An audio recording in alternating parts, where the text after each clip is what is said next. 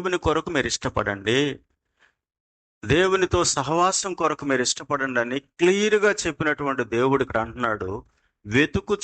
వెంబడిస్తున్న వారిని ఒక ప్రశ్న వేశారు. మీరు ఏం వెతుకుతున్నారు?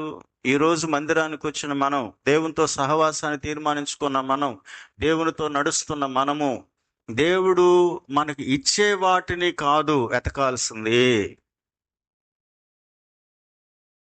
అది అన్యులు దేవుని తండ్రితో సహవాసము లేని వారు అడగచ్చు,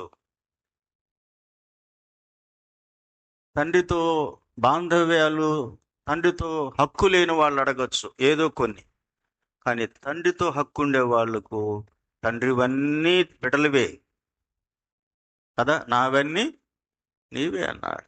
కనుక ఈరోజు మనం అర్థం చేసుకోవాల్సి, మొట్టమొదటగా విశ్వాస సంబంధమైన జీవితంలో మనము ఆ నీడను, ఆ విశ్రాంతిని, ఆ నెమ్మదిని, ఆ ఆనందాన్ని, చెప్పాలంటే ఒక రకమైన ఉల్లాసాన్ని మనం అనుభవించాలనంటే అది దేవునితో మనం కలిగి ఉన్నటువంటి సహవాసమే మనకి ఇవన్నీ ప్రొవైడ్ చేస్తుంది. అందుకే పరమగీతాల్లో అంటది, నన్ను కలతపరచొద్దు, నన్ను లేపొద్దు, నన్ను ఇబ్బంది పెట్టొద్దు.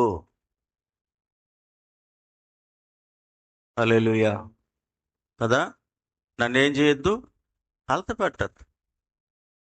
నేను నా ప్రియుని యొక్క సన్నిధిలో ఉన్నాను, ఆయన కుడి చెయ్యి నన్ను హత్తుకుని ఉంది, ఆయన ఎడమ చెయ్యి నా తల క్రింద ఉన్నది. అంటే ఎంతగా ఆయనతో సహవాసం చేయటానికి, అప్పుడే ఒక వ్యక్తికి ఆదరణ దొరుకుతుంది, నెమ్మది దొరుకుతుంది, ధైర్యం దొరుకుతుంది, ఆత్మకు సేద తీర్చబడుతుంది, ప్రాణము ఉజ్జీవించబడుతుంది.